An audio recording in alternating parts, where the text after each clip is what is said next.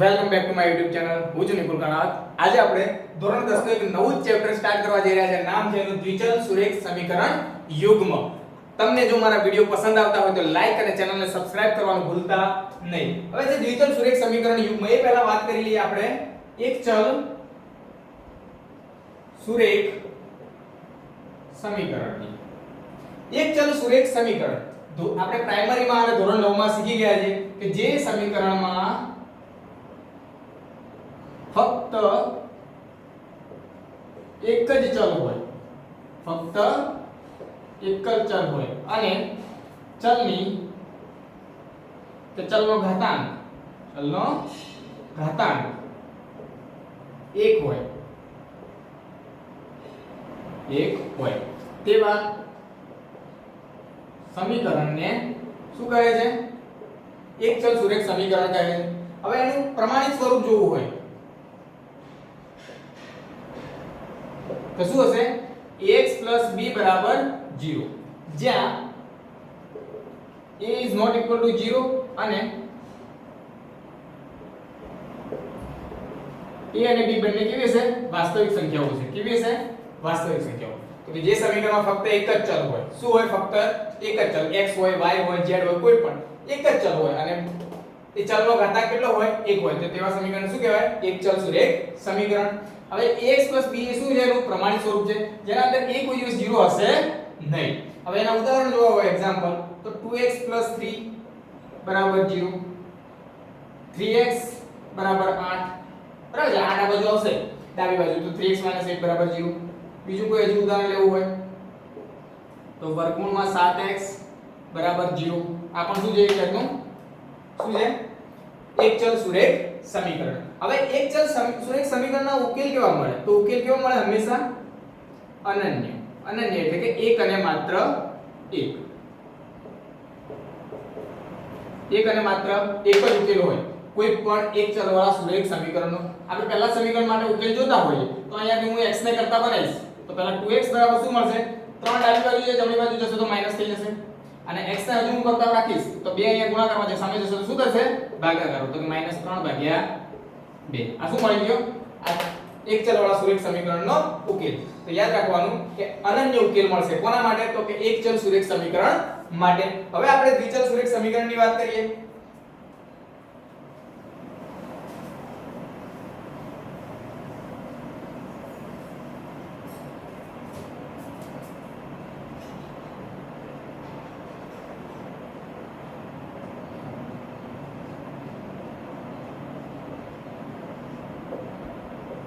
દ્વિચલ સુરેખ સમીકરણ મતલબ કે શું હશે? બે ચલ હશે.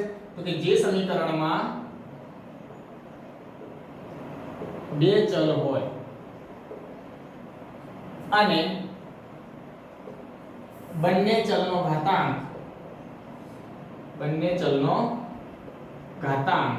1 હોય તથા xy વાળું પદ ન હોય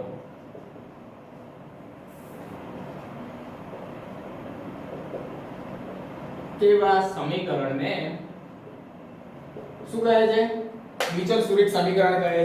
તો કે જે સમીકરણમાં બે ચલ હોય, ધારો કે x અને y છે કે y અને t છે કે s અને p છે કે p અને s છે, કોઈ પણ બે ચલ હોય અને એ બંને ચલનો ઘાતાંક કેવો હોય? 1 હોય તથા xy વાળું પદ ના હોય, મતલબ કે xy સાથે ગુણાયેલા હોવા જોઈએ નહીં. બરાબર છે? કોઈ x અને y ની વાત હોય તો પણ જે પણ ચલ હોય એ ના ગુણાકાર વાળું પદ હોવું જોઈએ નહીં. તો તેવા સમીકરણને શું કહે છે? દ્વિચલ સુરેખ સમીકરણ. એનું પ્રમાણિત સ્વરૂપ જોઈએ.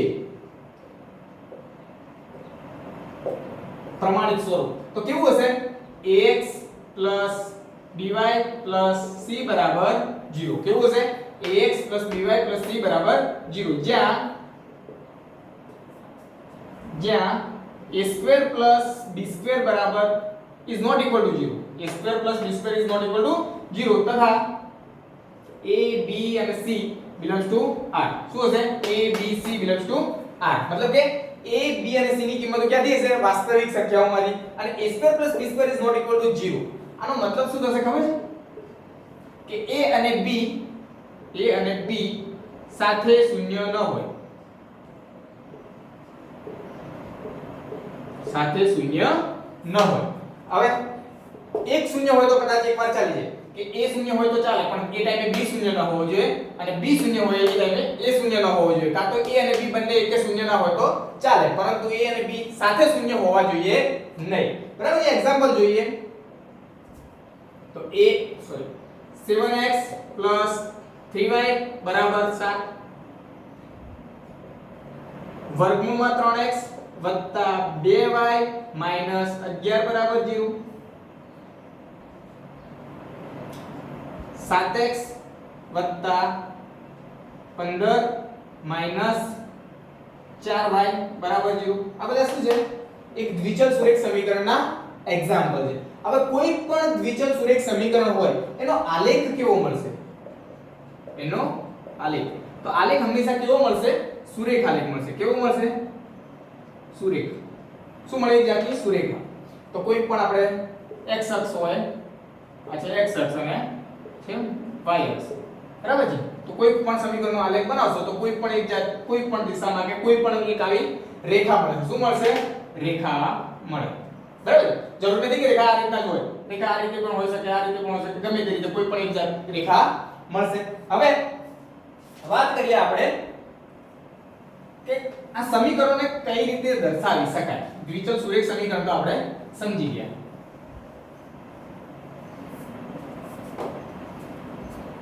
તો દ્વિચલ સુરેખ સમીકરણને દર્શાવવાની રીત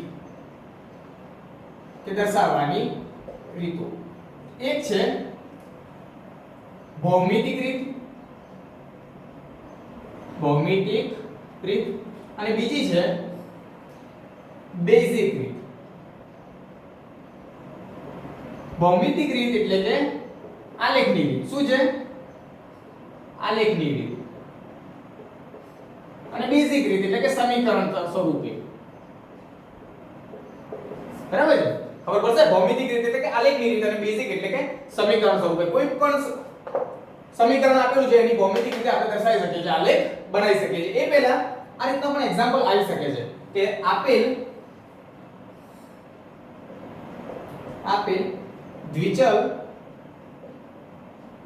સુરેખ સમીકરણમાં a b અને c ની કિંમત મેળવો.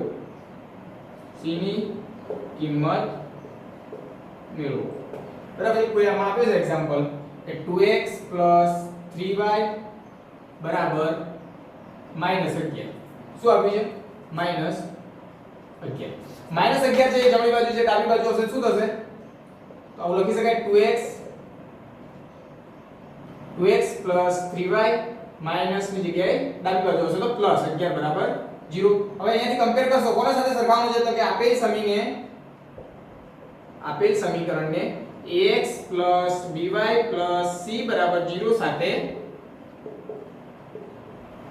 સરખાવતા. તો a ની કિંમત શું મળશે? તો ax છે તો અહીંયા 2x છે તો a બરાબર શું મળ્યું? 2. એ જ રીતના b બરાબર શું થશે? અહીંયા by તો અહીંયા 3y તો b બરાબર 3. એ જ રીતના c બરાબર શું છે? 11. તો આ રીતે કોઈ પણ સમીકરણ આપેલું હોય એનું તમે a b અને c ની કિંમત શોધી લો. બીજું એક એક્ઝામ્પલ લઉં છું હું કે વર્ગમૂળમાં 7x વત્તા 3 બરાબર 0. શું છે? વર્ગમૂળમાં 7x વત્તા 3 બરાબર 0. તો આને હું વર્ગમૂળમાં 7x y વાળું પદ નથી તો એની જગ્યાએ હું આવું લખી શકું 0y + 3 બરાબર 0. બરાબર છે? તો આપેલ સમીકરણને ax + by + c સાથે સરખાવશું. આપેલ સમીકરણને ax + by + c બરાબર 0 સાથે સરખાવતા આ ax + by + c બરાબર 0 એ શું છે? દ્વિચલ સુરેખ સમીકરણનું પ્રમાણિત સ્વરૂપ. તો a બરાબર શું મળશે? વર્ગમૂળમાં 7. b બરાબર શું મળશે? 0 અને c બરાબર શું મળશે?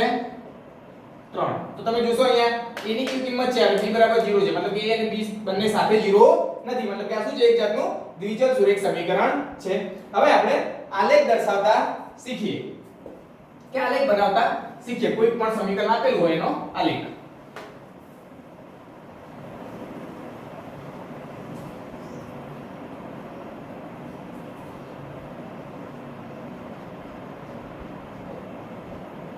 પ્રશ્ન છે આલેખ દોરો. કોનો દોરવાનો છે? તો કે x + 2y બરાબર 7 લેવું છું. શું કરું છું? x + 2y બરાબર 7. હવે કોઈ સમીકરણ છે એમાંથી કોઈ એક ચલને આપણે કરતા બનાવીશું. હું ધારો કે y ને કરતા બનાવું છું, તો માટે આને સમીકરણ 1 આપી દઉં છું. સમીકરણ 1 પરથી y ને કરતા બનાવવા માટે શું થશે? 2y 7 લઉં છું પહેલા. હવે sorry 2y 7 - x. 2y 7 - x. હવે y ને હજુ કરતા બનાવીશ તો 2 છે અહીંયા ગુણાકારમાં સામે જાય તો શું થઈ જશે? ભાગાકાર. તો 7 - x ભાગ્યા 2. બરાબર. હવે હું બોક્સ બનાવી દઉં છું. x અને y બરાબર તો શું મળ્યું આપણને? 7 - x ભાગ્યા 2.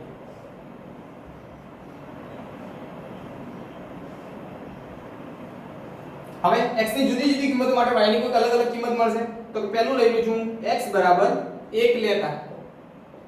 x બરાબર 1 લેશું તો y બરાબર શું થશે? 7 - 1 ભાગ્યા 2. x બરાબર શું લેતા? 1 લેતા. તો 7 - 1 એટલે કેટલા થાય? 6 ભાગ્યા 2 બરાબર શું મળ્યું? y બરાબર 3 મળ્યા. તો લખી દઉં અહીંયા y બરાબર 3. હવે હું લઉં છું 3. x બરાબર શું લઈ લઉં છું? 3. તમે કોઈ પણ કિંમત લઈ શકો છો. તો કે x બરાબર 3 લેતા તો શું થશે? y બરાબર 7 - 3 ભાગ્યા 2. તો 7 - 3 એટલે કે 4 ભાગ્યા 2 બરાબર 2. તો શું મળ્યું? y બરાબર 2. ઓકે. હવે બે બિંદુ મળે, 1 અને 3 અને 3 અને 2. બે બિંદુઓ કોઈ પણ રેખા બનાવવા માટે પૂરતા છે. હવે આપણે આલેખ પેપર ઉપર એને દર્શાવી દઈએ. આ છે x અક્ષ. x અક્ષને તમે સમક્ષિતિજ રેખા પણ કહી શકો. સમક્ષિતિજ રેખા. આ છે y અક્ષ, જેને તમે શિરોલંબ રેખા પણ કહી શકો. શિરોલંબ રેખા જેનું સેન્ટર છે, બંને રેખાઓ જ્યાં છેદે છે x અક્ષ અને y અક્ષ, એ શું છે? ઓરિજિન O, મતલબ કે ઉગમ બિંદુ. એના યામ છે 0 0. અહીંયાથી તમે ઉગમ બિંદુથી જમણી બાજુ જશો તો ધન પૂર્ણાંકો જોવા મળશે. 1 2 3 4. એ જ રેખા પર ડાબી બાજુ જશો તો ઋણ પૂર્ણાંકો -1 -2 -3 -4. ઉપરની બાજુ ધન પૂર્ણાંકો 1 2 3 4. નીચેની બાજુ ઋણ પૂર્ણાંકો -1 -2 -3 અને -4. બરાબર છે. હવે પહેલું બિંદુ દર્શાવીએ છીએ 1 અને 3. તો x અક્ષ પર 1 ખસાય અને y અક્ષ પર 3. તો બિંદુ ક્યાં હશે? અહીંયા. કયું? 1 અને 3. એ જ રીતના બીજું બિંદુ છે 3 અને 2. તો x અક્ષ પર 3 અને y પર 2. તો બિંદુ ક્યાં હશે? અહીંયા. બરાબર છે. બંને બિંદુ દર્શાવી દીધા છે. હવે રેખા બનાવી દઈએ. તો રેખા કેવી બનશે? આ રીતની રેખા મળશે. આ કોની રેખા છે? તો x 2y 7. કોની રેખા છે? x 2y 7. આલેખ બનાવતા શીખી લેજો. આગળના દરેક એક્ઝામ્પલમાં આપણે આલેખ બનાવીશું નહીં. આલેખ તમારે જાતે બનાવવાના છે. બરાબર? તો કોઈ પણ બે બિંદુઓ શોધવાના છે. કોઈ પણ રેખા માટે કોઈ એક ચલને કરતા બનાવીને અને જે બિંદુઓ મળે છે એ બિંદુઓને દર્શાવવાના છે અને એ આલેખ બનાવવાનો છે. બરાબર છે? આલેખ ઈઝી છે, તમે બનાવી શકશો. હવે આપણે આલેખના અંદર કોઈ એક રેખા છે, પરંતુ કદાચ બે રેખાઓ હોય. કેવી રેખાઓ હોય? બે રેખાઓ. તો કેવા કેવા કેસ બને આપણે જોઈએ.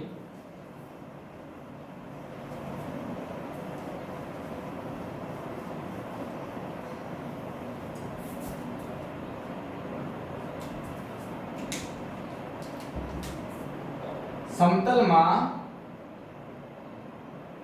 દોરેલ બે રેખાઓ માટેની શક્યતાઓ.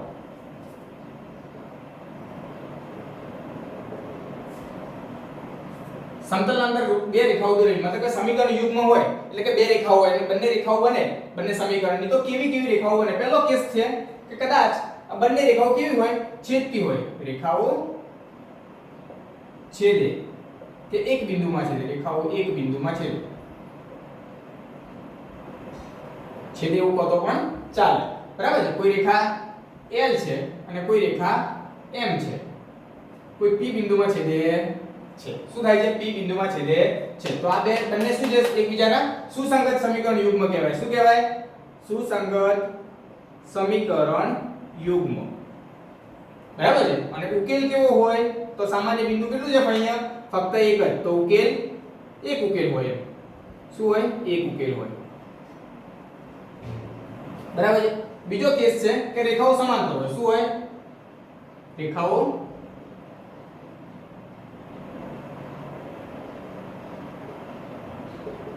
સમાંતર હોય, મતલબ કે બે રેખાઓ છે, ધારો કે એક છે L અને એક છે M. આ બંને રેખાઓ ક્યારેય છેદતી નથી, મતલબ કે આ બંને રેખાઓ કેવી છે? અસંગત સમીકરણ યુગ્મવાળી, અસંગત સમીકરણ યુગ્મની રેખાઓ છે, બરાબર છે. હવે આના ઉકેલ તો એક પણ સામાન્ય બિંદુ દેખાતો નથી બંનેમાં, ક્યારે છેદશે નહીં, મતલબ કે બંનેનું સામાન્ય બિંદુ એક પણ હશે નહીં તો ઉકેલ મળે નહીં, કે ઉકેલ ન હોય, ઉકેલ મળે નહીં કાં તો ઉકેલ હોય નહીં. ત્રીજો કેસ છે રેખાઓ સંપાતી હોય. કેવી હોય? સંપાતી મતલબ કે ઓવરલેપિંગ થતી હોય. ધારો કે કોઈ રેખા L છે, એના ઉપર જ બીજી રેખા કઈ હોય? M. બરાબર. બંને રેખાઓ એક જ છે, મતલબ કે સામાન્ય બિંદુ કેટલા હશે? અનંત હશે. આ રેખાઓને અવલંબી સમીકરણ યુગ્મની રેખાઓ કહેવાય, અવલંબી સમીકરણ યુગ્મ. બરાબર છે. આને સુસંગત કહેવું હોય તો પણ કહેવાય સુસંગત સમીકરણ યુગ્મ. બરાબર છે. હવે આનો ઉકેલ કેવો મળશે? તો સામાન્ય બિંદુ જોશો તો બધા જ સામાન્ય બિંદુ છે અનંત, તો ઉકેલ કેવો મળશે? અનંત. શું હશે ઉકેલ? અનંત ઉકેલ મળશે. બરાબર છે. કોઈ પણ સમીકરણ આપેલા હોય બે, એની રેખાઓ બનાવીએ અને જો આ છેદતી હોય તો એક ઉકેલ, ના છેદતી સમાંતર હોય તો ઉકેલ મળે નહીં, અને જો રેખાઓ સંપાતી હોય તો અનંત ઉકેલ હોય. છેદતી હોય તો જે બિંદુ છેદ બિંદુ હોય એના જે x આમ છે અને y આમ છે, x આમ એ x નો ઉકેલ છે અને y આમ એ y નો ઉકેલ છે. આ રીતે તમે ઉકેલ મેળવી શકો છો આપણે. બરાબર છે. નેક્સ્ટ લેક્ચરમાં આપણે જોઈશું. અહીંયા સુધી તમને કોઈ પણ પ્રશ્ન હોય તો તમે મને જણાવી શકો છો. Thank you for watching this lecture.